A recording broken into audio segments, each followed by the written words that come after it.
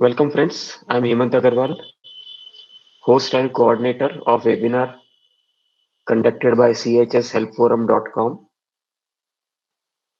This website is specifically relating to various issues that can be experienced in societies and will benefit both the managing committee and the society members. It has very simple language articles, draft of applications, webinar videos. हमारे पहले के सारे webinar videos हैं अंदर उसमें and more will be added as in time permits.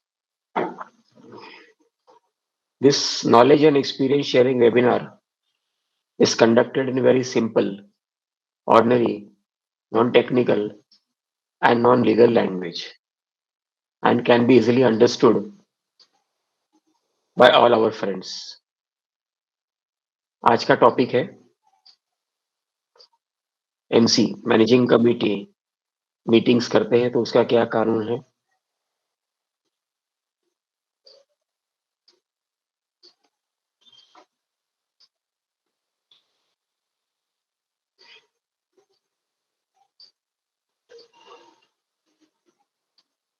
Managing committee के पास powers क्या क्या है, मैनेजिंग कमिटी के मीटिंग को करने के लिए क्या क्या कानून व्यवस्था लगती है, क्या क्या कानून लागू पड़ते हैं, एमसी का कोरम क्या होना चाहिए, एमसी मीटिंग का नोटिस कैसे बनना है, एमसी मीटिंग का एजेंडा कैसे बनाना है और मिनट्स वगैरह कैसे बनाना है। आज हम इस विषय पे चर्चा करेंगे।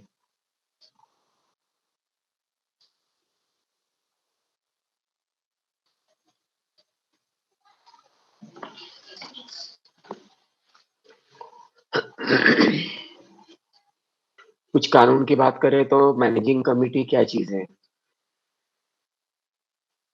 तो managing committee is a group of body और persons duly voted and elected by general members of society and what are its purposes, उसका पर्पस क्या है मैनेजिंग कमिटी को बनाने का। फॉर एडमिनिस्ट्रेटिव उसको सोल अथॉरिटी एडमिनिस्ट्रेशन का, जनरल बॉडी का उसमें हस्तक्षेप नहीं हो सकता है।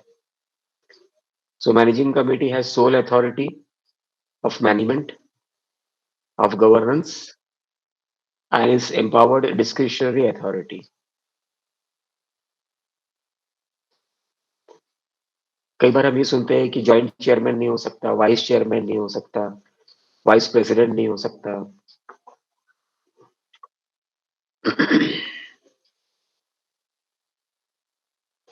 तो सेक्शन 220 सेक्शन 2 ब्रैकेट 20 में ये लिखा हुआ है कि आपका जो ऑफिस बेरर है वो चेयरमैन भी हो सकता है, वाइस चेयरमैन भी हो सकता है, president, vice president, managing director, manager, secretary, treasurer और और भी कोई नाम से। जैसे अगर आपको जॉइंट सेक्रेटरी बनाना है तो आप बना सकते हैं, लेकिन शर्त यही है कि जो भी मैनेजिंग कमेटी मेंबर होगा, भले वो चेयरमैन हो, सेक्रेटरी हो, ट्रेजरर हो या ज्वाइंट पोस्ट हो, they should all be elected and appointed under this act.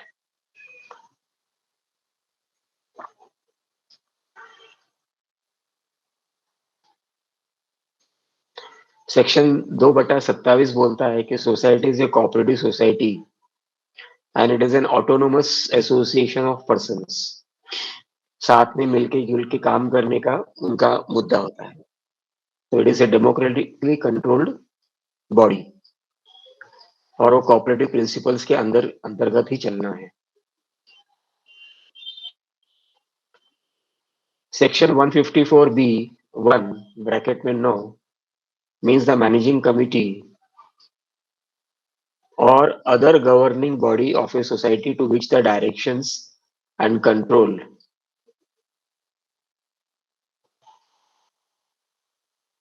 of the management of the society is entrusted to। तो मैनेजिंग कमिटी का मतलब है मैनेजिंग कमिटी और अदर गवर्निंग बॉडी, जैसे बोर्ड ऑफ एडमिनिस्ट्रेटर्स हो गए, जैसे एथोराइज्ड ऑफिसर हो गया, जैसे सब कमिटीज वगैरह हो गई। तो प्रोसीजर है सब कमिटीज अपॉइंट करने का। उसको करने के बाद में ही is entitled to govern and manage the affairs of the society. 154 bracket 10 में कमिटी मेंबर का मतलब है जो मेंबर इलेक्टेड हुआ या कोऑप्टेड हुआ या नॉमिनेटेड हुआ। तो इसका मतलब ये हुआ कि आप कोऑप्ट भी मेंबर्स को कर सकते हैं। ये जरूरी नहीं है कि इलेक्शन को लड़ना ही लड़ना है। वैकेंसी हुई, बगैर इलेक्शन लड़े आप किसी भी मेंबर को कोऑप्ट कर सकते हो। एक और सेक्शन है 154B11, 154B1(11), जिसमें डिफॉल्टर का मतलब बताया हुआ है। तो अगर मैनेजिंग कमेटी मेंबर डिफॉल्टर है तो वो मैनेजिंग कमेटी में नहीं ज्वाइन कर पाएगा। He cannot be a managing committee. He cannot be appointed. He cannot be nominated. He cannot be elected, and he cannot be co-opted for being a member of the managing committee if he is a defaulter of the society.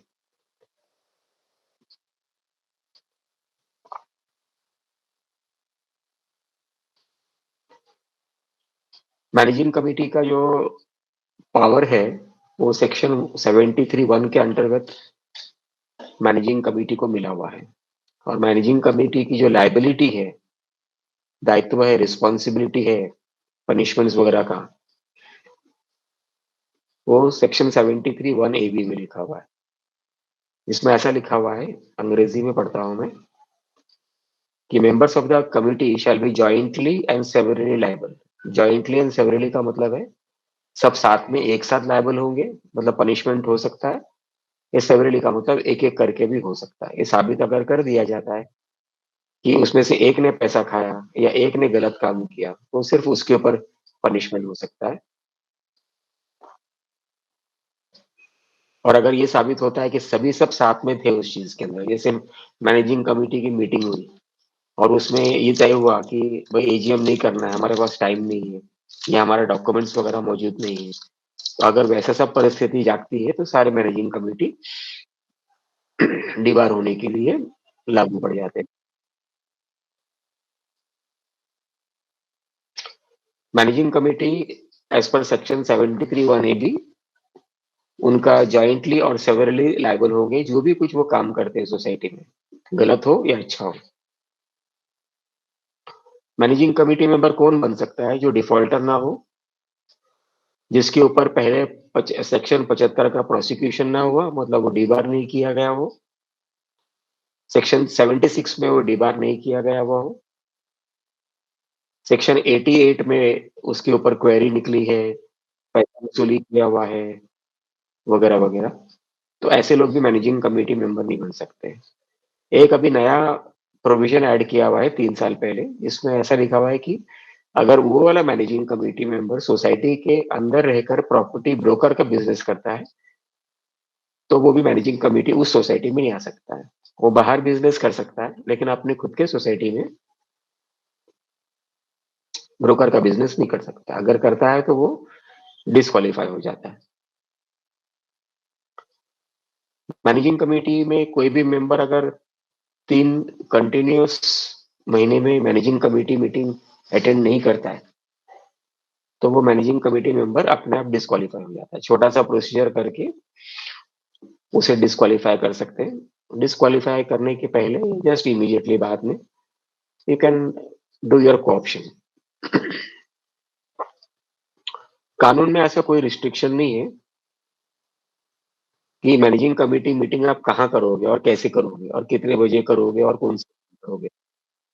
तो that means कि managing committee meeting can be held in physical form, मतलब office में आके, online भी कर सकते हो zoom से, या जैसे आज हम लोग गूगल मीट में कर रहे हैं वैसा, और you can do it in A hotel also, you can do it in A club also at the expense of the society. Sitting fees वगैरह का अरेंजमेंट है उसके अंदर, तो वो सब क्राइटेरिया को लेके आप कर सकते हो। मैनेजिंग कमेटी में जो चेयरमैन है वो मीटिंग का प्रेसिडेंट बन जाता है और उसको पावर है any leave of absence application, जैसे अगर एक मैनेजिंग कमेटी मेंबर किसी कारणवश मीटिंग पे नहीं आना चाहता है, तो ही has to give what is called as a application for leave of absence.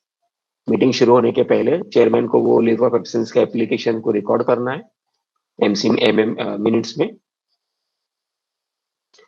Chairman का अधिकार है कि अगर एक मेंबर 3 बार non stop managing committee meeting में नहीं आया, तो क्रोनिक एब्सेंटिज्म के लिए चेयरमैन का अधिकार में वो उस चीज को, उस मैनेजिंग कमेटी मेंबर को डिसअलाउ कर देगा उस मीटिंग में अटेंड करने के लिए by passing appropriate resolution, speaking order जिसको बोलते हैं कि मेरे ये अधिकार से मैंने नोटिस किया है कि अनिल भाई पिछले 4 मीटिंग से नहीं आ रहे, इसके लिए मैं उनको डिसअलाउ करता हूँ। अगर कोई मैनेजिंग कमेटी मेंबर श्योर करता है तो उसको निकालने का भी अधिकार सिर्फ और सिर्फ चेयरमैन या प्रेसिडेंट ऑफ द मीटिंग को है। किसी कारणवश मानो अगर चेयरमैन मीटिंग नहीं अटेंड कर पाता है, तो मैनेजिंग कमेटी के मेंबर, बाकी जो एमसी मेंबर्स हैं, उन्हीं में से किसी एक को प्रेसिडेंट ऑफ द मीटिंग चुना जाता है, उसको नॉमिनेट किया जाता है। And it should be properly recorded कि chairman is not present due to sickness or whatever. Mr. Anil Bhai is appointed for the as the president for today's meeting, proposed by, seconded by, passed unanimously. ये एक resolution pass करना जरूरी है अगर chairman absent है तो।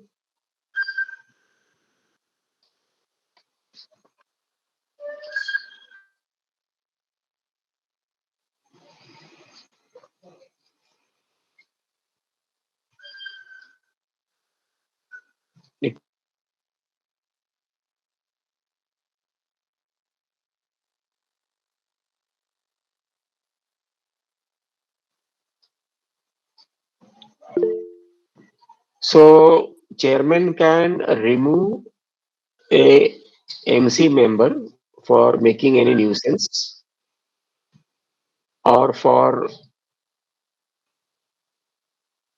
being absent more than 3 times. Chairman has got power to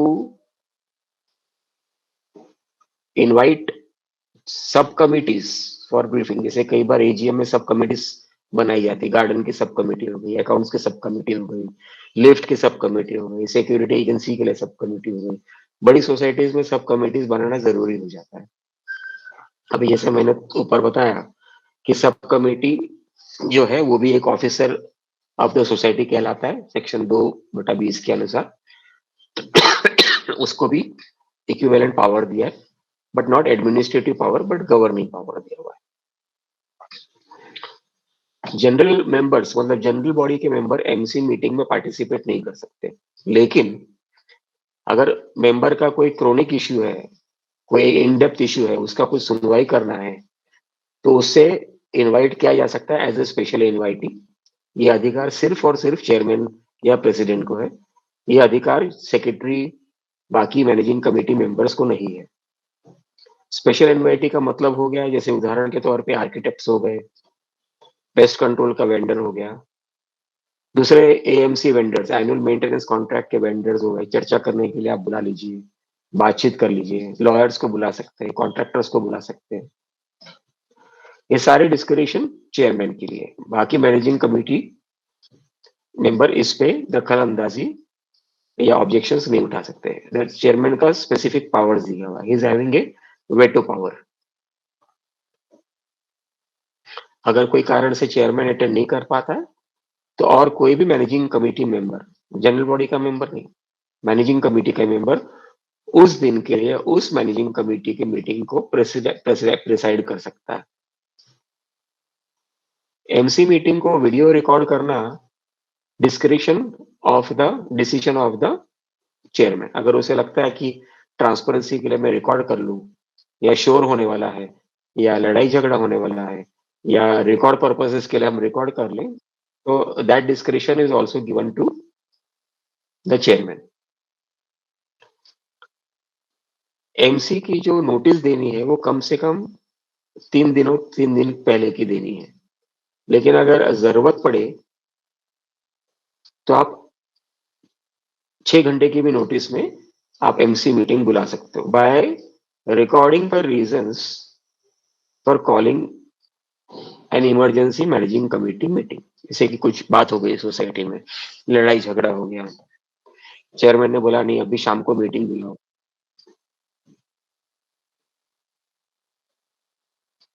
तो you can call that meeting. Notice के साथ में एजेंडा आइटम का शीट देना जरूरी है। उसके साथ में और क्या देना है, आपको देना है लिस्ट ऑफ वेरियस एक्सपेंडिचर्स। आपने महीने में कितना एक्सपेंडिचर किया उसका एक शीट देना है आपको। डेट, छोटा सा particular, security agency payment, cheque number और अमाउंट।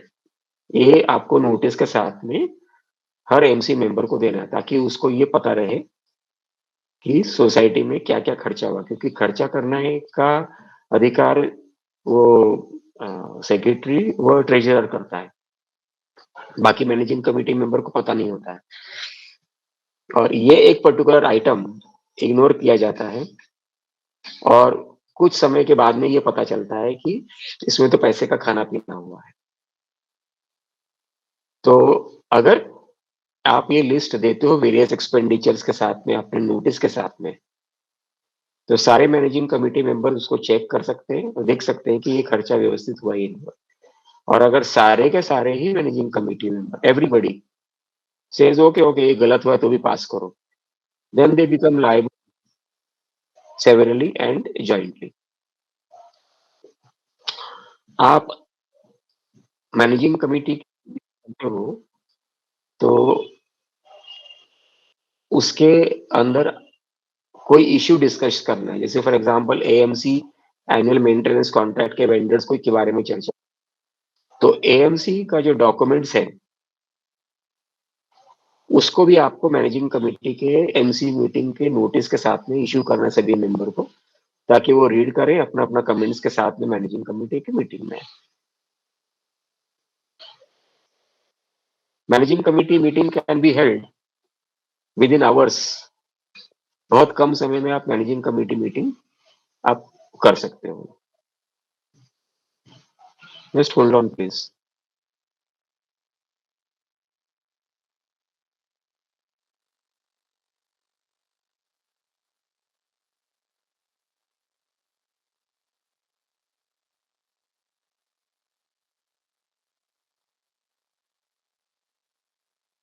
ओके,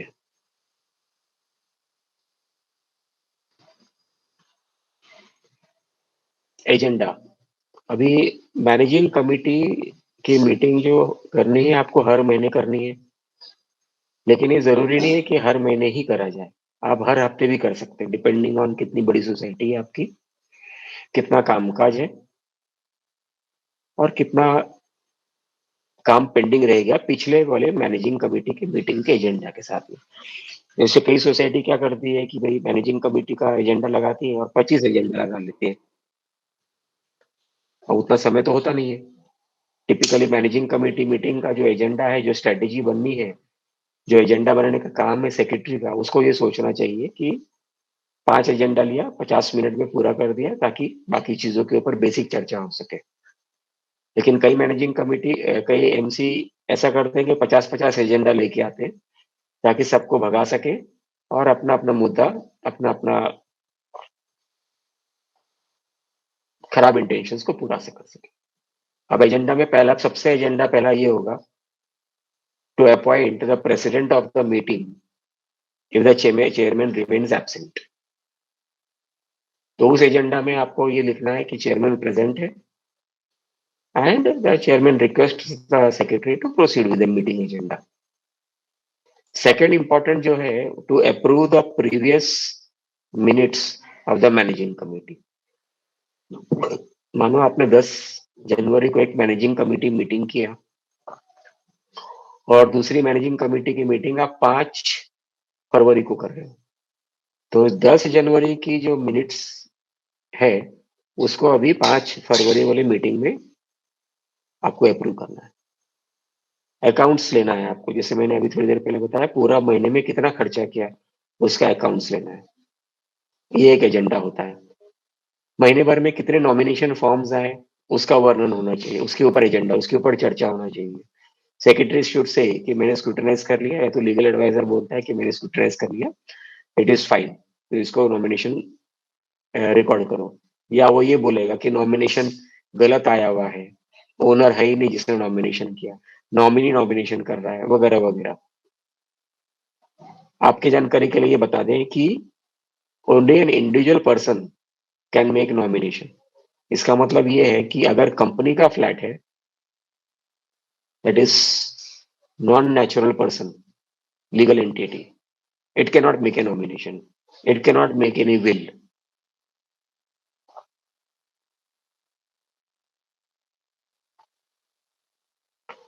न्यू मेंबर के ट्रांसफर आते हैं हर महीने, कुछ ना कुछ आप बड़ी सोसाइटी में 3 4 10 भी आ जाते हैं, तो वो लेना है आपको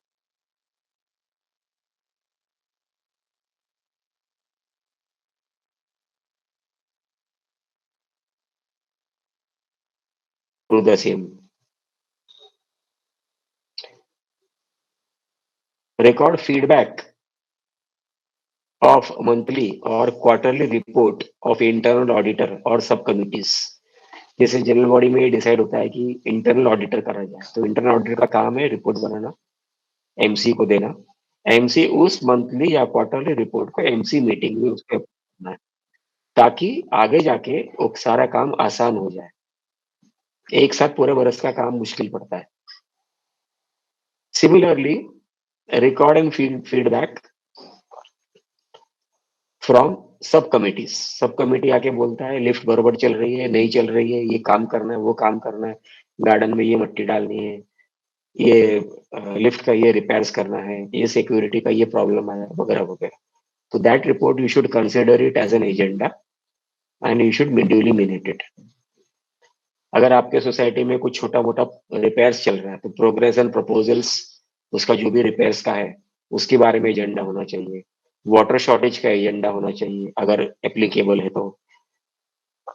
किसी भी प्रकार का एनुअल मेंटेनेंस कॉन्ट्रैक्ट के वेंडर से उसके बारे में एजेंडा होना चाहिए कि भाई अभी लिफ्ट का कॉन्ट्रैक्टर आया हुआ है, वो बोल रहा है कि 100 रुपए बढ़ा के इस बार फीस देना, तो उसका काम है मैनेजिंग कमेटी का उस चीज को आगे बढ़ाना या रिकॉर्ड करना प्रॉपरली कि we are agreeing to this thing और we are rejecting this thing और we are postponing this thing. नए नए मैनेजिंग कमेटी के नए नए मेंबर्स के एप्लीकेशंस आते हैं, एनओसीज आते हैं फॉर एनओसीज, और दूसरे लेटर्स आते हैं, कम्युनिकेशंस आते हैं मैनेजिंग कमेटी जनरल बॉडी के जनरल मेंबर्स के, वो उस मीटिंग में लेना है। आपकी जानकारी के लिए बता दूं कि अगर 10 जनवरी को एक मेंबर ने एक अर्जी दिया कि मुझे ये कॉपी चाहिए, तो वो मैनेजिंग कमेटी के मीटिंग में अप्रूव करना जरूरी है। अप्रूव या रिजेक्ट या जो भी कुछ है, बिकॉज सेक्शन 154B8 के हिसाब से आपके पास 45 दिन है मेंबर को डॉक्यूमेंट देने के लिए। तो 45 दिन क्यों है? क्योंकि उस 45 दिन में 30 दिन वाला एक एमसी मीटिंग आप करते हो इसके लिए। कोई इमरजेंसी एक्सपेंडिचर्स हो रही है, पानी का पंप खराब हो गया, 5 लाख रुपए का पानी का पंप है, तो ये बात गलत हो जाएगी अभी कि मैनेजिंग कमेटी को खाली 1 ही लाख रुपए का खर्चा करने का पावर है। नो सर, 77 में कवर्ड है, आप उस जितना मर्जी आए खर्चा कर सकते हो।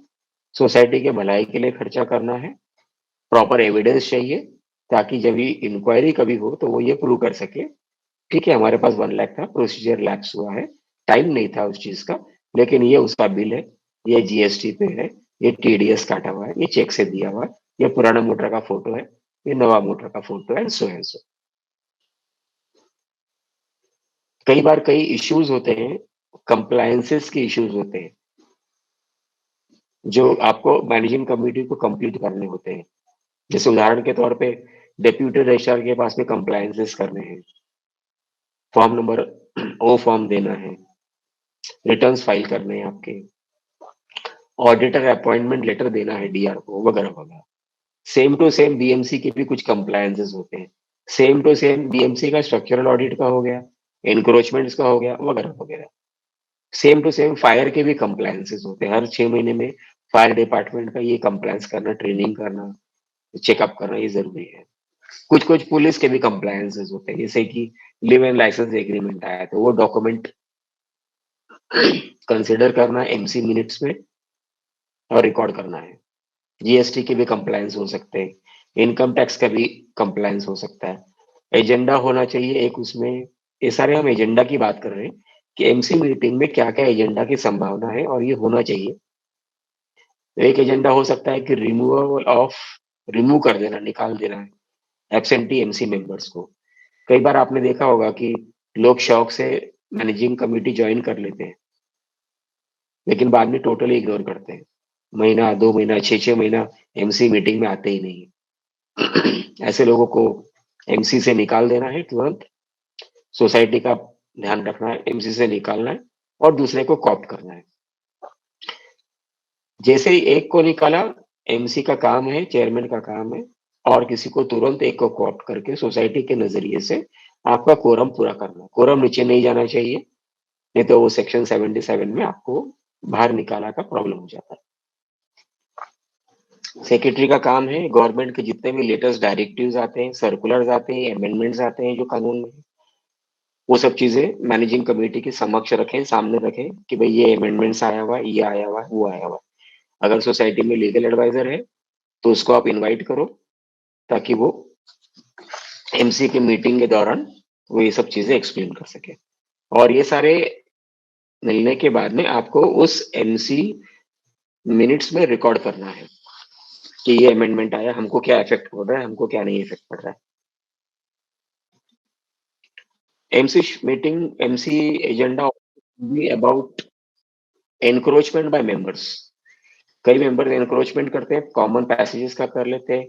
वो जो फ्लावर पिट है अंदर, घर के अंदर, या डक्ट एरिया है या नीच एरिया है वगैरह, उसका एनक्रोच कर लेते हैं। एमसी को पता चलता है सिक्योरिटी के माध्यम से या इन हाउस आर्किटेक्ट के माध्यम से रिपोर्ट आती है। They have to take action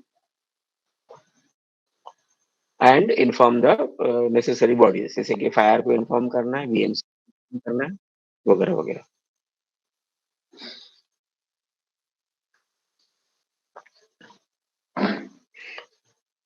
कई बार एप्लीकेशंस आते हैं कि सर मेरे घर में लीकेज हो रहा है ऊपर वाले फ्लैट से या बाहर से, या लीकेज हो रहा है इलेक्ट्रिसिटी का। उसको कंसीडर करना है आपको एमसी मिनट्स में, एमसी एजेंडा में।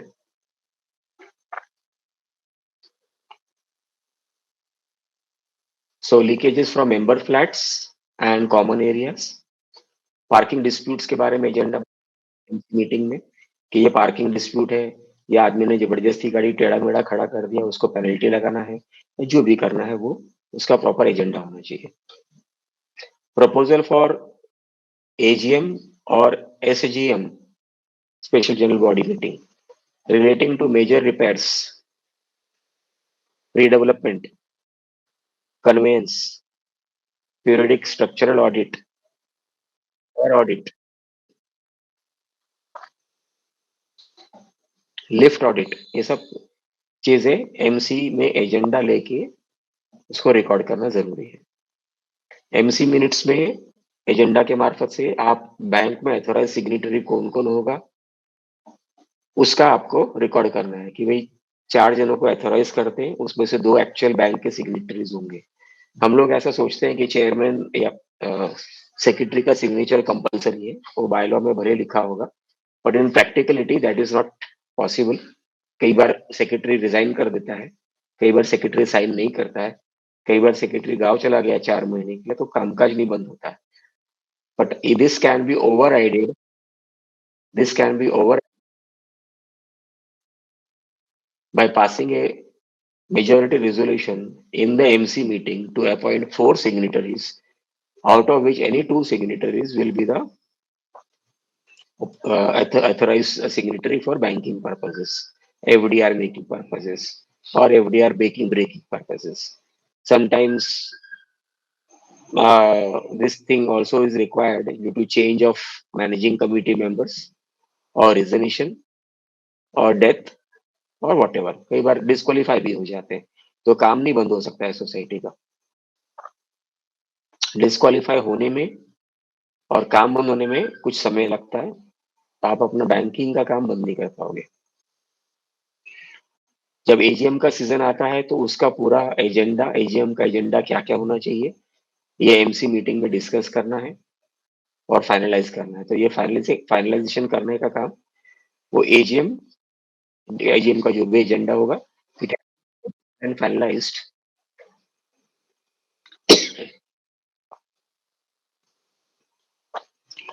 in the MC meeting. Approval of balance sheet, income and expenditure, schedules, audit report, general body minutes, annual membership transfer list, managing committee working report, annual budget projection report, audit rectification report, etc. etc. ये सारे के सारे पहले managing committee के meeting में approve होता है, उसके बाद में it is put up for the GB. Managing committee is authorized to prepare a report for raising revenue proposals for GB approval, general body approval. तो सेक्रेटरी बोल सकता है कि भाई मोबाइल टावर लगा सकते हैं, होर्डिंग लगा सकते हैं, वो छोटा मोटा लिफ्ट के पास में मूविंग वाला बैनर लगा सकते हैं, वगैरह वगैरह. तो उसका एक्स्ट्रा रेवेन्यू आएगा. तो ये रिपोर्ट बनाना है जनरल बॉडी के सामने रखने के लिए. वो हो सकता है it might be in AGM or an SGM. Managing committee has to decide in its agenda about investments of sinking repair fund, reserve fund, and earmark the same in bank FDRs. अगर sinking fund का पैसा आया हुआ है 100 रुपया, तो bank में sinking fund को ईयरमार्क करना पड़ेगा कि भाई ये 100 रुपया इस सिंकिंग फंड के अगेंस्ट में सिर्फ स्पेसिफिक एफडीज बनेगा, जनरल एफडी में नहीं डाला जाएगा. अगर रिपेयर फंड है तो रिपेयर फंड का एफडी अलग से बनेगा, रिजर्व फंड है तो रिजर्व फंड का एफडी अलग से बनेगा. सिंकिंग फंड और रिपेयर फंड का सिंगल एफडी नहीं बनाना चाहिए. It is suppose to be earmark for each collection.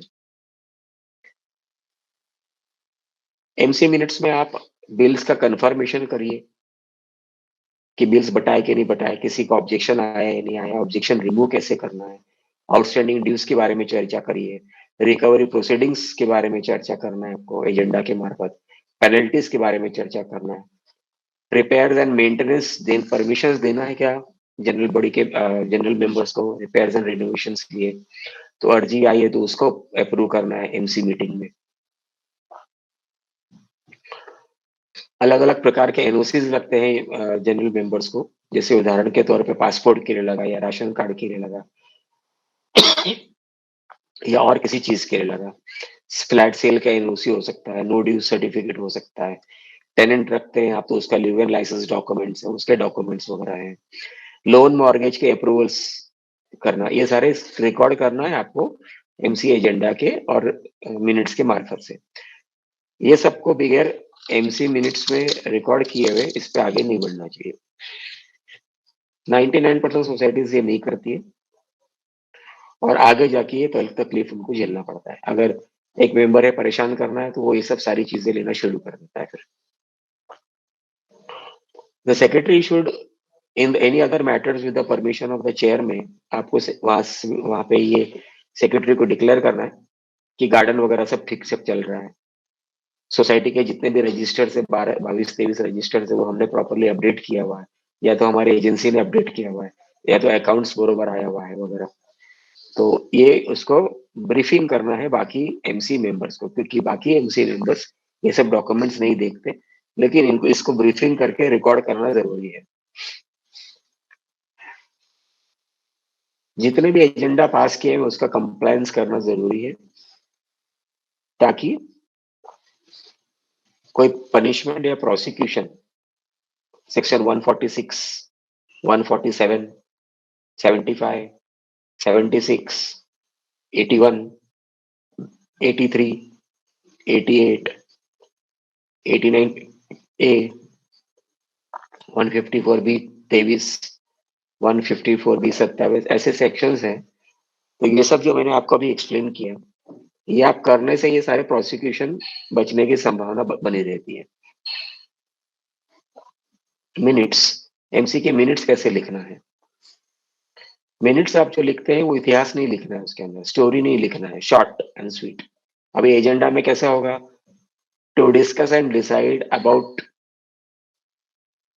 The expense for the lift AMC, इतना आपका एजेंडा होगा।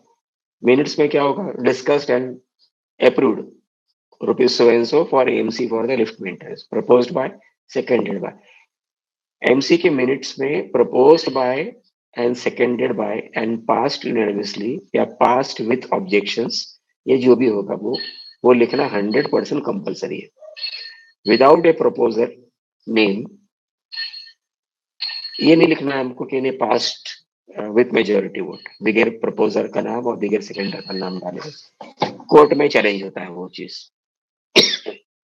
Minute should be in very very short, in key note type only and not in story or essay or history. Minutes must be signed by a chairman and secretary. Typically, it is a secretary, but for transparency purposes, so that everything is proper, दो जन sign करते हैं तो it helps.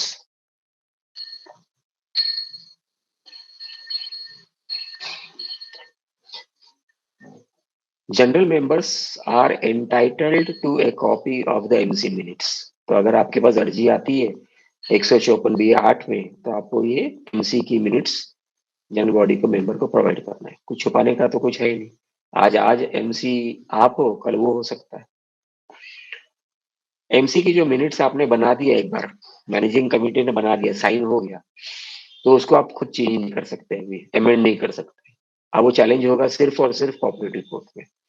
Deputy registrar या general body या managing committee has got no authority to nullify MC minutes once minutes are duly recorded and signed. कुछ कुछ गलतियां होती है कई सोसाइटी से, जैसे कि उदाहरण के तौर पे ऑडिटर एमसी मीटिंग में अपॉइंट करते हैं। अपॉइंट करना है सिर्फ और सिर्फ एजीएम में, एसजीएम में भी ऑडिटर अपॉइंट नहीं कर सकते। एमसी मीटिंग में मेजर फाइनेंशियल डिसीजंस लेना, इमरजेंसी की बात अलग है, लेकिन नॉर्मल तौर तरीके पे आपको नहीं लेना है। एमसी का कोरम जो भी कुछ है, 2/3 या 2/3 कोरम, एमसी का रिजाइन वगैरह करना, वो सब आपको मेंटेन करना है, ताकि आपका कोऑप्शन होते जाए ठीक से। कई बार एमसी रिजाइन भी करते हैं, एक्सपायर हो जाता है, डिस्क्वालीफाई हो जाते हैं, सोल्ड करके निकल जाते हैं, जो भी कुछ है। तो you should immediately co-opt a member. Co-option का प्रोसीजर के लिए हमने we have already published a video which is there on our website about the co-option. एक साल में आप एमसी में कितनी बार भी को-ऑप्शन कर सकते हो। There is no legal restrictions, कुछ भी नहीं है इसके अंदर।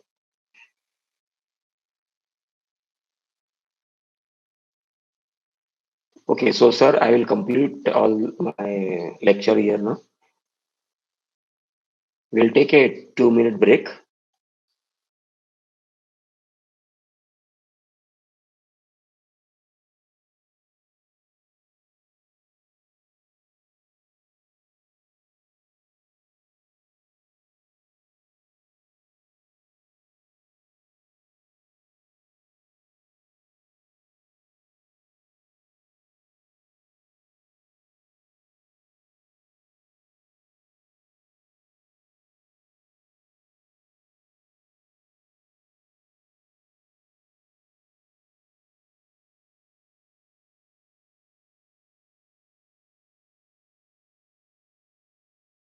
फ्रेंड्स, अभी हम लोग अपना क्वेश्चन एंड आंसर सेशन शुरू करते हैं।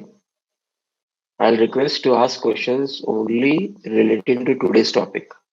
Today's topic is MC meeting clause, powers, quorum, notices, agenda, and minutes. Please do not ask any non-topic related questions. Friends who want to ask questions, please click on the hand symbol.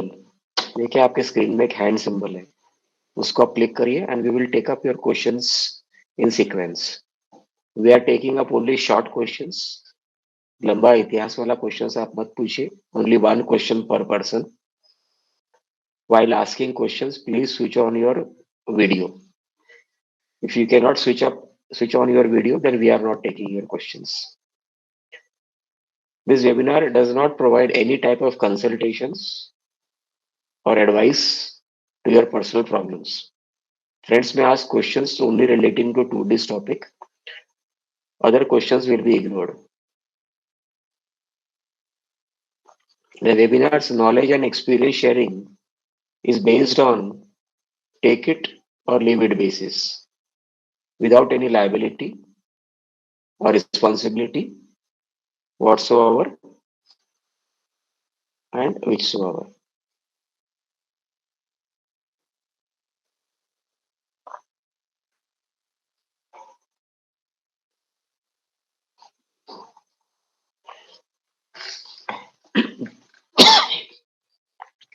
So we will take up our first question for today. It is by Anti-Cup.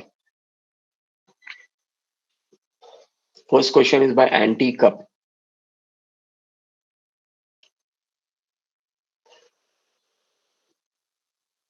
Okay, mister Satyanarayan Gaur, आपका प्रश्न। हाँ जी sir. Sir हमने जब discussion किया कि who can be A member of MC, so I just wanted to have clarity whether member having more than 2 children can be elected as an MC member.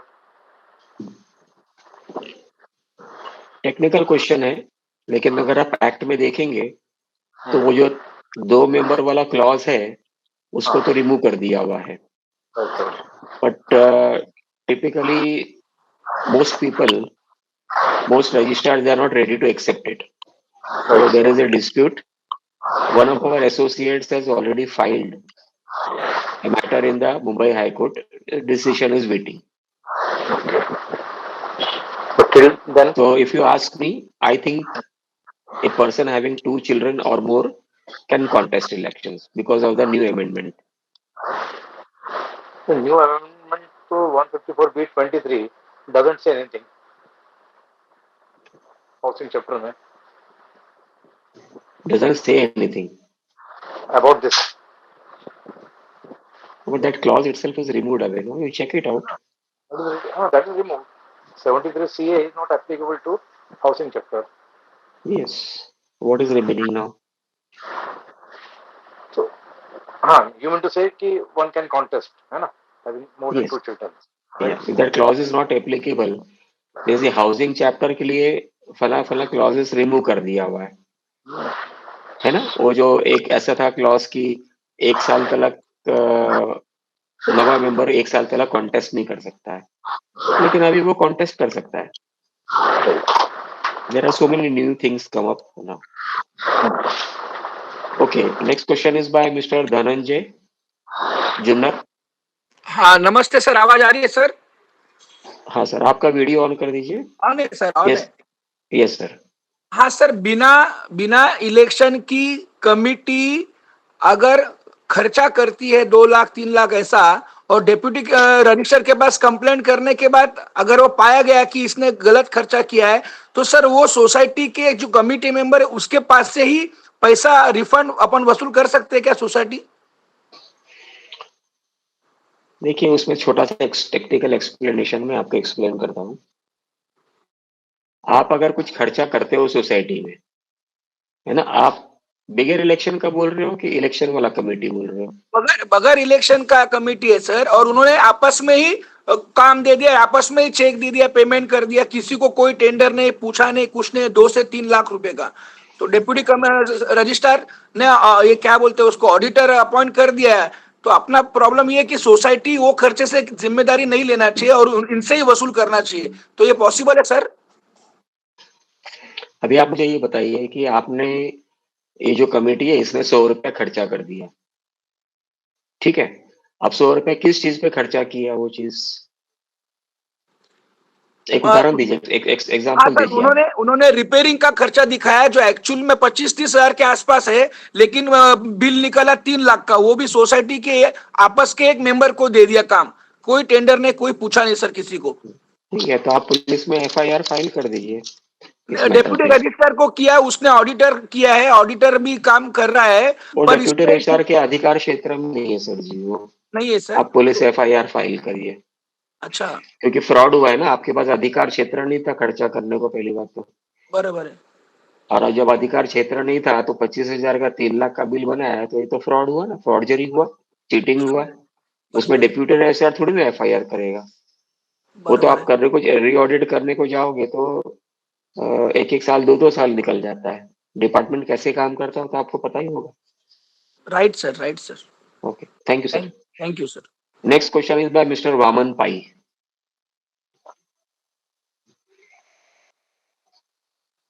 Good evening, sir. Am I audible?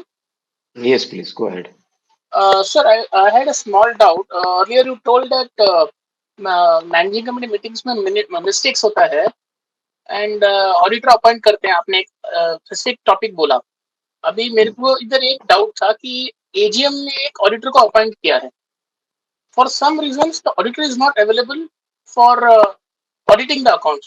तो managing committee ने क्या किया कि managing committee में decide किया कि since he is not available हम लोग दूसरे को अपॉइंट करते हैं बोल के रेजोल्यूशन पास किया.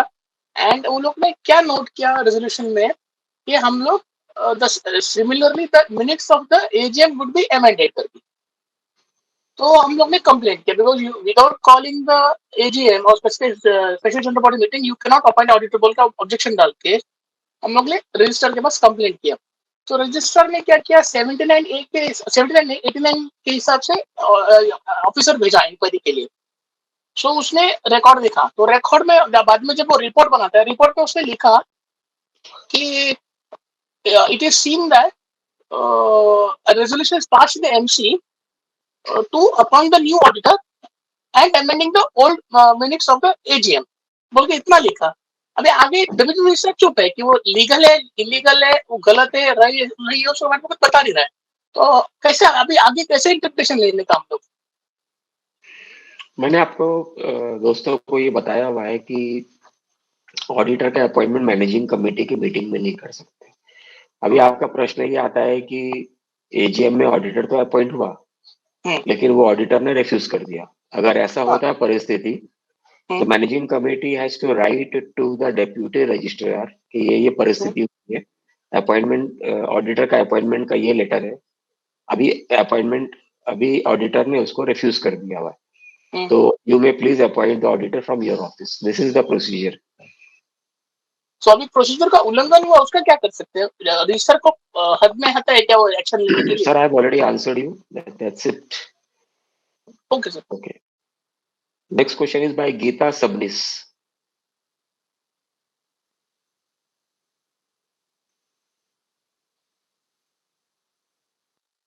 Geeta Subnis. Okay.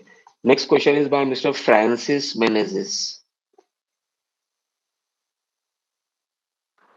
Hello, sir. I'm audible. Hello. No, wait, madam. Hello. I called you Oh, twice. okay. You can come later on, madam. now. Okay. Next question is by Nitin Patil. Sir, am I audible? Yes, sir. Yes, sir. Go ahead. I just want one. You already clarified that MC meetings can be held online also, etc. But suppose only one managing committee meeting is stationed abroad, and he wants to join the managing committee meeting. Can he be allowed to join on Zoom Of course. with the consent of managing committee? See, under section 2(27, cooperative society is been given autonomous association of person. Autonomous association का मतलब ये होगा कि कानून के दायरे में रहते हुए मैं अपना काम धंधा कर सकता हूं. तो उस हिसाब से it is a democratically controlled enterprise. That means other people will not be able to interfere provided that is being done in a legal manner. Now legal manner में क्या होता है, एक्ट में या रूल्स में एमसी मीटिंग कैसे conduct करना है इसके बारे में कोई वर्णन नहीं है. Correct. It is there only in the bylaws. Yes.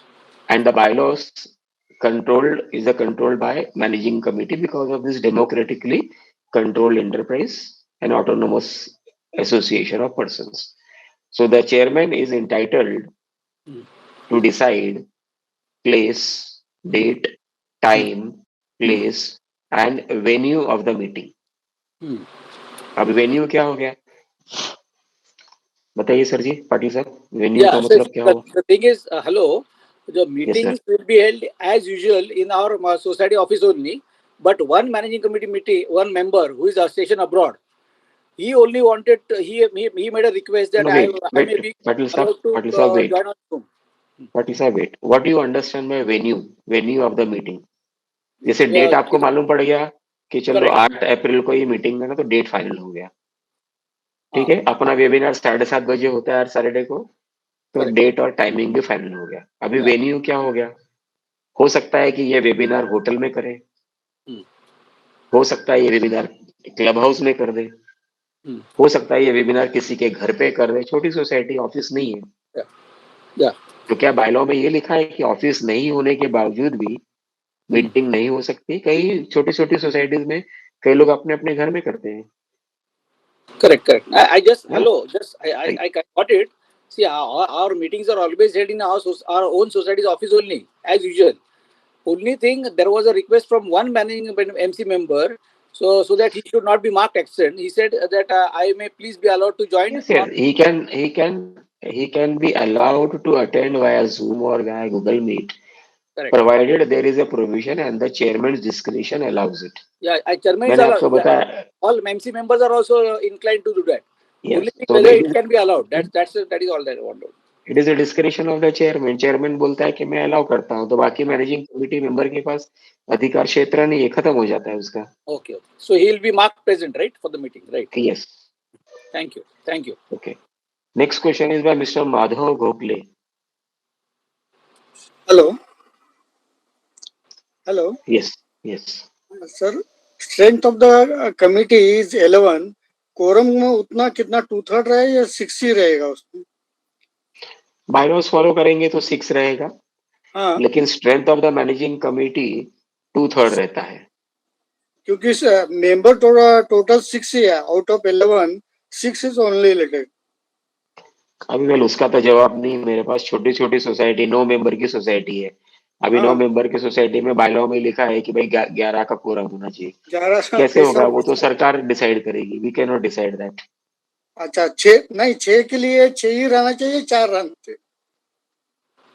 Elected strength का 2/3 आपका कोरम होता है। अच्छा, जो इलेक्टेड स्ट्रेंथ होगा, हाँ, जैसे अभी रिटर्निंग ऑफिसर आता है, वो बोलता है कि ठीक है मेरे पास 5 ही एप्लीकेशन आया, अच्छा, मैनेजर एप्लीकेशन, और 5 को मैं चुन रहा हूँ, तो 5 का 2/3 क्या हो गया, अब जो भी कुछ हुआ कुछ वो आपका अच्छा, इलेक्टेड स्ट्रेंथ होगा, उसके वही कोरम आपका अच्छा, लागू पड़ेगा उसके अंदर। हाँ, 6 पकड़ना गलत है, इसका मतलब वही मेरे कंफर्म करने का था। बुक्स में 6 लिखा है और उधर भी सिंपल मेजॉरिटी ऐसा लिखा है, इसलिए Okay. Confuse.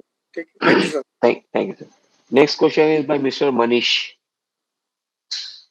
Mr. Manish. Good evening, sir. My question is regarding appointment of auditor. You have said that it should be appointed in annual general body meeting. In case of death of that auditor or any chance he is not available, then can special general body appoint auditor? No, it can be appointed only and only under Section 75 of the Act. Section 75 is only and only about AGM, not about SGM. Okay. क्योंकि आपने एक बार SGM में allow कर दिया तो section 75 का violation हो जाएगा। Okay. So any other alternative for that? अभी डिस्कस किया हमने ना, अगर नहीं है, मरमुरा गया, कुछ भी हो गया, भाग गया, आपको डेप्यूटी रजिस्ट्रार को बोलना है कि सर ये अनिल शर्मा को ऑडिटर अपॉइंट किया था, Okay. अभी वो रिफ्यूज करता है, ये मेरा अर्जी है, आप डिपार्टमेंट में दूसरा ऑडिटर अपॉइंट करके दो। So deputy registrar being the registering authority, he has got power to appoint a registrar, appoint an auditor, panel auditor, as per his choice, but you do not have an option of an appointing an auditor in the MC minutes, in the MC meeting, or in a Yes. SGM meeting. So only annual general body meeting is permitted to appoint auditor. Yeah, under section 75. Fine. Thanks a lot, sir. Welcome. Next question is by Mr. Irshad Sheikh. Sir good evening. Sir मेरा question ये है ना कि हमारी committee में ना जो secretary है वो ब्रोकर है एंड और वो हर चीज में ना हमारे काम में रोकता है। तो हम लोगों को सर पहला तो उसको नो कॉन्फिडेंस मोशन लाने का हम लोग सोच रहे हैं और इस चीज को कैसा हम लोग आगे बढ़े सर।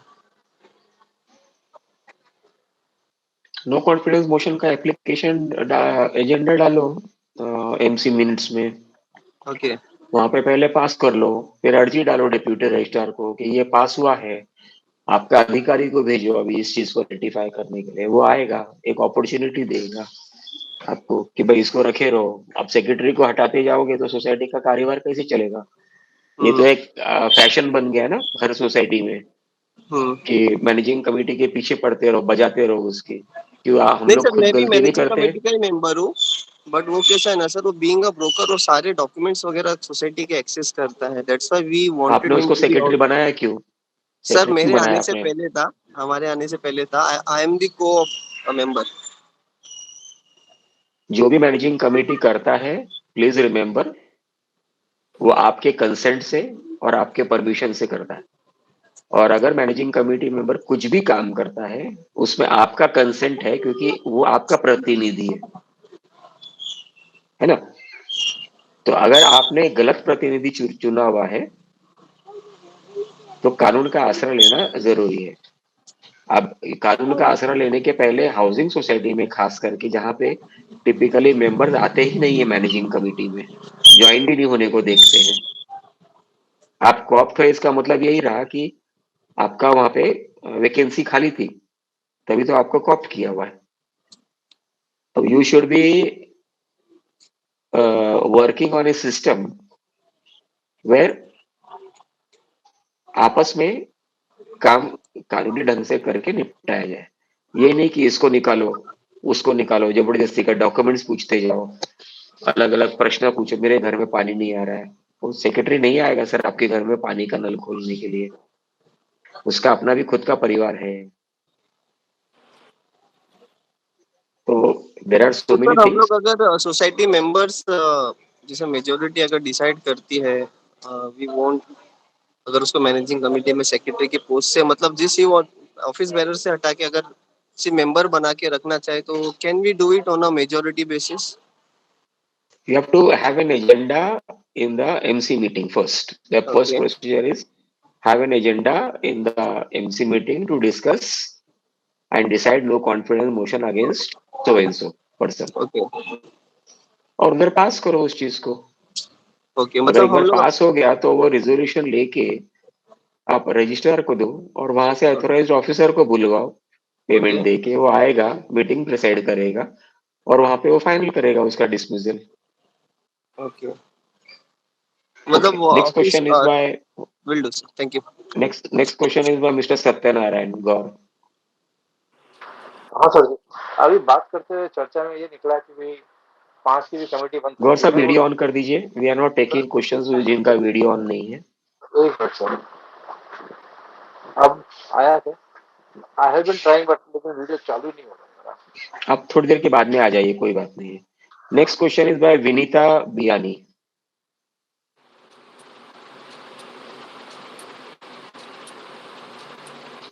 पूछिए मैडम, अनम्यूट करिए मैडम अपने। सर एम आई हाँ, Audible? Yes please.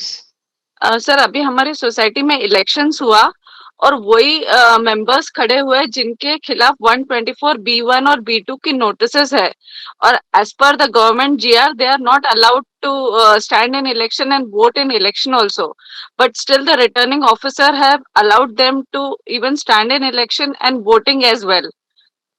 So what what is can 154? कौन सा है बताया आपने सेक्शन? 154(27) B1 एंड B2 की नोटिसेस दी है, तो as per section 154 B23 they are not allowed to vote और stand for election as per July 20। They are allowed to stand for elections provided there is no order against them. But There the has to order be a there has to be an order from the registrar via his sign and सिक्का कि हमने इसको debar किया, तब जाके वो election में खड़ा नहीं हो सकता या वोट नहीं कर सकता। वोटिंग तो कर ही सकता है, वोटिंग के लिए तो कोई रोक नहीं है, किसी को भी सर आप वोटिंग के लिए नहीं रोक सकते।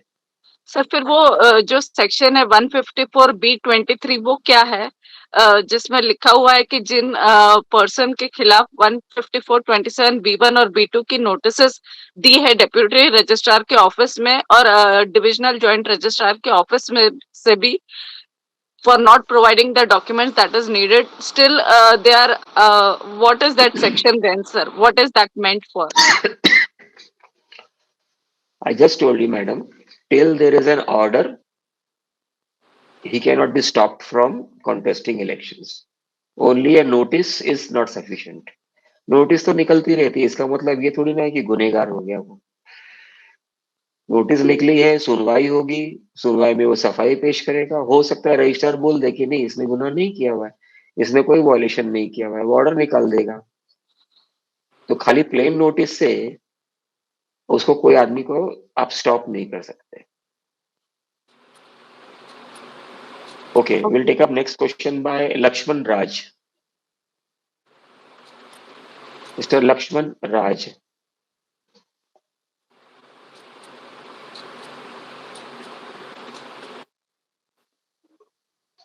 Hello hello Mr. Lakshman Raj, please hello turn on your video, sir. Yes hello Yes, sir. Ask. Sir, हमारा रीडेवलपमेंट का प्रोजेक्ट है, उसमें डेवलपर ने लिखा है कि मैं एक फ्लैट सिक्योरिटी प्रीमाइस में दे रहा हूँ, तो अभी वो नहीं दे रहा है, तो मैनेजिंग कमेटी कुछ एक्शन नहीं ले रही है। इसके लिए क्या करना चाहिए? एफआईआर हो सकता है? Yes, of course. FIR file करिए कि चीटिंग हो रही है वगैरह वगैरह. You can do that. Breach of trust हो रहा है? You can contact your local advocate practicing criminal law. Show him your papers. 3-4 section लगेंगे, चीटिंग का भी ऑफेंस आ जाता है उसके अंदर. अच्छा, ठीक है। Okay, so next question is by Mr. Bhagwat Shinde. Mr. Bhagwat Shinde. Sir नमस्कार. नमस्कार साहेब. सर सर मॅनेजिंग कमिटीमध्ये काही थकबाकीदार आहे 2-3 लोक, तर आपण त्यांना रिमूव्ह करू शकतो का कमिटीमधनं? थक बाकीदार आहे तर त्याच्या विरुद्ध मी रिकव्हरिंग प्रोसिडिंग फाईल केलेला आहे का? नाही केलेला आहे तर त्याला रिमूव्ह करता येणार नाही. कोणीतरी कंप्लेंट करायला लागेल 154B29(2) मध्ये की असं परिस्थिती आहे, हा डिफॉल्टर आहे, त्यांच्या डिस्क्वालिफाय करा. पण ज्यापर्यंत ऑर्डर निघत नाही त्यापर्यंत कुछ काहीच नाही होत. डिफॉल्टर आहे ठीक आहे, पण डिफॉल्टर साबित नाही झालेला आहे ना, पुरावा नाही झालेला आहे. It is not finalised. It might be a false defaulter also. पिछला मैनेजिंग कमिटी ने जबरदस्ती कुछ भी रकम जोड़ दिया होगा तो क्या आप उसको डिफॉल्टर बनाएंगे? तो दैट पर्टिकुलर डिसीजन वो सिर्फ और सिर्फ आपका रजिस्ट्रार लेगा कि सही क्या है, गलत क्या है वगैरह वगैरह. जब तक वो नहीं होता है तब तक वो आप उसको नहीं हटा सकते. सर सध्या जी बॉडी आहे ती हंगामी बॉडी सध्या अजून सर. मग सेम तसंच आपण त्यांना आता जी नवीन बॉडी इलेक्शन कंडक्ट होणार आहे, तर इलेक्शनसाठी पण आपण त्यांना म्हणजे असं काही करू शकत नाही ना मग? तुम्ही नाही साहेब, ज्यापर्यंत प्रोसिक्युशन होत नाही, प्रोसिडिंग होत नाही, ज्यापर्यंत ऑर्डर येत नाही त्यापर्यंत तो माणूस इनोसेंट आहे. Thank you sir. थँक्यू शिंदे साहेब. Next question is by mister Vipul Shah. Thank you Hemant ji. Sir मेरे 3 छोटे-छोटे सवाल है, एक साथ में बोल देता हूँ सर. एक MC members are demanding minutes to be circulated along with the notice. We do not have a policy of taking more than one question. You may ask only one question. Sir तीनों important आगे actually में आपने लिया हुआ है, उसमें थोड़ा सा चेंजेस है. जैसे वीसी के बारे में बात हुई ना, chairman itself is going out of Bombay, so can chairman join the BC and conduct the meeting? Of course, why not? Okay. And sir, members are demanding minutes along with the agenda. So provide it. So what is wrong? घर का They तो are minutes just है doing नहीं ना. mischief, nothing else. Every now and No, then no, they no, will no, go no, to no, the no. You cannot deputy say that. registrar.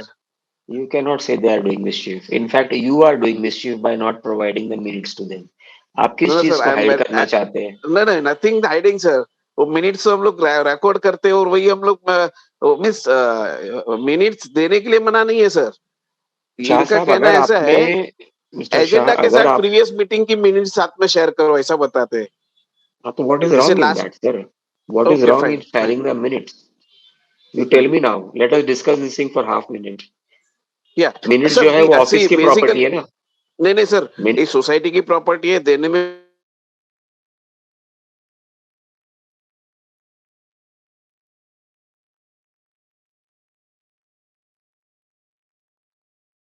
वो agenda लिया था with the permission of the chair. बाद में बोलते हैं ये लोग ने मिसचीफ किया है ये ऐसा किया है वैसा करके बार बार करके वो डेप्यूटी रजिस्ट्रार में हमको दौड़ाते हैं. दौड़ाते हैं तो आप दौड़िए, या तो मैनेजिंग कमेटी की सीट को खाली कर दीजिए. ओके. अगर काम करना नहीं आता है किसी को, हाँ. तो उसको मुझे ऐसा लगता है कि उसको सीट खाली कर देना चाहिए. ओके. स्ट्रगल करना नहीं चाहिए, कोई टेंशन लेने की जरूरत नहीं है. जिसको काम करना है उसी को बोलो कि ठीक है भाई, तुम चेयरमैन बन जाओ, तुम ओके. सेक्रेटरी बन जाओ, फिर तुम बनो एक ओके. बार, फिर मैं तुमको परेशान करता हूँ. ये क्या ओके. नॉर्मल नहीं है हर सोसाइटी में? हर सोसाइटी में ऐसा है ना. आज विपुल शाह बनेगा चेयरमैन, कल उठ के अनिल जैन बनेगा, परसों उठ के वो बनेगा, फिर वो दूसरे वो विपुल शाह को परेशान करेगा. वो बोलेगा बराबर. अच्छा विपुल भाई, आपने मेरे को परेशान किया था ना, अभी लाओ ये सब डॉक्यूमेंट्स, नहीं तो तुमको मैं ऐसा करता हूँ वैसा करता हूँ. ये तो हर सोसाइटी में चलता है ना शाह साहब, कि नहीं चलता है? नहीं नहीं सर 23 साल से परेशान कर रहे हो सेक्रेटरी को टिक ही नहीं रहा. अभी मेरे को जबरदस्ती बनाया अभी मेरे को हैरेसमेंट चालू कर दिया है. जबरदस्ती नहीं बनाया आपको, आपने कबूली किया नहीं नहीं कि ठीक है सी मैं आई सेक्रेटरी हैव बनूंगा. Accepted I have accepted I am not telling that but बनाया गया है जबरदस्ती but I am acting doing everything for good of the society. There is nothing wrong in that and I don't hide also. When you tell me कि he is harassing me, it is his job to harass you, and it is Okay. your job to get harassed. Okay. And presuming if you say कि I do not want to get harassed, then you should leave the managing Leave the committee. society. Okay, fine, fine. Thank you. Correct है ना? अगर आप मेरे को ऐसा बोलोगे कि मेरे घर में दीमक आ गया, हैवी ड्यूटी, कितना भी कर लिया मैंने, नहीं जा रहा है, तो आप क्या करोगे उस फर्नीचर का? आप रखे रहोगे कि हटा दोगे? मेरे को बताइए हटा अभी आप. देंगे हटा देंगे हटा देंगे. एग्जैक्टली. Right, तो right. यही प्रोसीजर लगभग हर चीज में होता है. Got once your a point, person sir. is not satisfied being by managing committee, से मैनेजिंग कमेटी का जो काम है वो एक तनावग्रस्त जिंदगी का काम है. बराबर. पहली बात तो हम लोग ये सोचते हैं कि अरे कुछ पैसा वैसा मिलना है नहीं, मेंबर परेशान करता रहता है, और एक टिपिकल डायलॉग है थैंकलेस जॉब. Right. दूसरा डायलॉग है ऑनररी जॉब. Right. तीसरा डायलॉग है हम लोग तो अपना घर का टाइम छोड़ के आते हैं ये काम करने को. बराबर है. इस चौथा डायलॉग है हम लोग तो मेहरबानी करते हैं लोगों के ऊपर. मत करिए सर, मैं ऐसा सब लोग सब मैनेजिंग कमेटी को यही बोलता हूँ, मत करिए वो सब मेहरबानी. छोड़ दो सोसाइटी का मैनेजिंग कमेटी, जिसको चलाने का वो चलाएगा, Right. और जो गलत तरीके से चलाता है तो उसको कानून के पीछे लगा दो. बराबर. क्या तकलीफ है उसके अंदर? बराबर. हम लोग ये भी चाहिए, हम लोग को वो भी चाहिए, ऐसा नहीं हो सकता है. Right. Anyway, thank you Mr. Shah for joining in the discussion. Thank you, sir. Next question is by Mr. Narkar. Mr. Narkar. Yeah, thank you, Aman, sir, for providing me this opportunity to ask the question. Actually, I came across one situation wherein special general meeting was held for major repair work, and the forum of that Sir, your meeting was voice is taken not audible properly. Please adjust your microphone and then come back. Okay. Okay, next question is by Mr. Satyanarayan. Mr. Satyanarayan.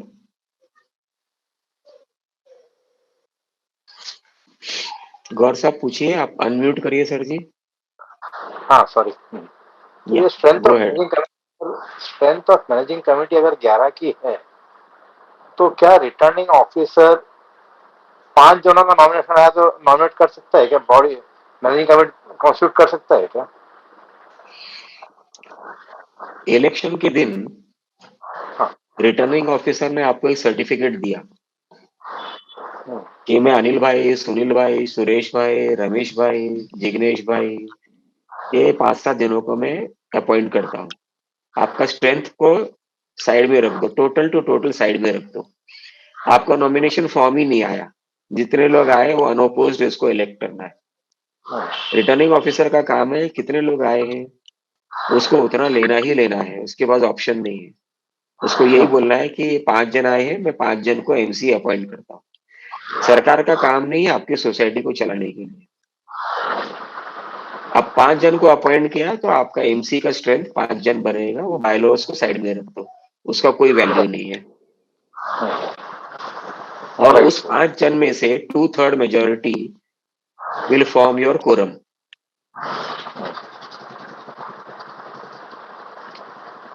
अभी जैसे किसी ने और discuss किया, उसकी society में सिर्फ 10 member है, 9 मेंबर है। अगर 9 मेंबर ही है सोसाइटी में तो ये जो 11 मेंबर का क्राइटेरिया बायलॉज में दिया हुआ है तो बायलॉ गलत हो गया ना, इजंट इट मिस्टर गौर? तो क्या करना चाहिए ऐसी सूरत में? No option. कुछ गौर साहब बताइए, कुछ बोलिए। तो 5 है तो 5 पर हमें उनको कमेटी बना दी जाएगी आरओबी वाला। नहीं, मेरा एक छोटा सा प्रश्न था गौर साहब कि बायलॉज में लिखा है 11 कमिटी मेंबर है ना, वो 2 प्लस ये वगैरह वगैरह वगैरह, लेकिन आपकी सोसाइटी में ही सिर्फ 9 मेंबर है टोटली। नहीं, हिसाब से तो 5 की सोसाइटी बना है लॉ के हिसाब से। तो कानून तो ये बोलता है कि 5 मेंबर की भी सोसाइटी बन सकती है। तो अगर 5 मेंबर की सोसाइटी बन सकती है तो बायलॉ का क्या करना चाहिए जिसमें 11 लिखा हुआ है, 19 लिखा हुआ है वगैरह वगैरह? 5 में से ही बनेंगे मैनेजिंग कमेटी तो। फिर क्या आप रजिस्ट्रार को बोल सकते हो, कोई कंप्लेनेंट बोल सकता है कि नहीं हमारे सोसाइटी में तो 5 ही मेंबर की सोसाइटी है, 11 मेंबर का कोरम होना ही होना चाहिए? नहीं हो सकता है ना वो। अभी बायलॉज में लिखा है 2 वुमन रिजर्व कैटेगरी, कई सोसाइटी में वुमन आते ही नहीं है। उसमें लिखा हुआ है एक शेड्यूल कास्ट का लिखा हुआ है, एक शेड्यूल ट्राइब का लिखा हुआ है, नहीं आते वो लोग, है ही नहीं सोसाइटी में, है ही नहीं तो क्या करने का। वो हाउसिंग सोसाइटीज के लिए कैसे लागू करते हैं ये समझ में नहीं आता है, क्योंकि बाकी एग्रीकल्चरल सोसाइटीज है वहां पे हो सकते हैं बाकी जो रिजर्व कैटेगरी के लोग, लेकिन हाउसिंग सोसाइटी में कैसे करने का वो चीज? बहुत सही सवाल है sir.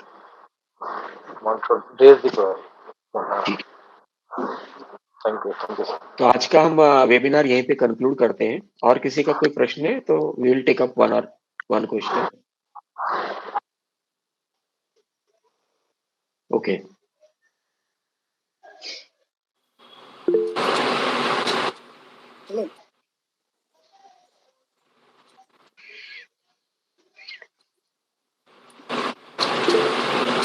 we will conclude today's webinar with the permission of all our friends. We will conclude today's webinar. Thank you all friends for attending and supporting this knowledge and experience sharing webinar. Wishing all friends a healthy and peaceful life forward. Thank you everybody and bye bye. Thank you sir. Thank you, sir.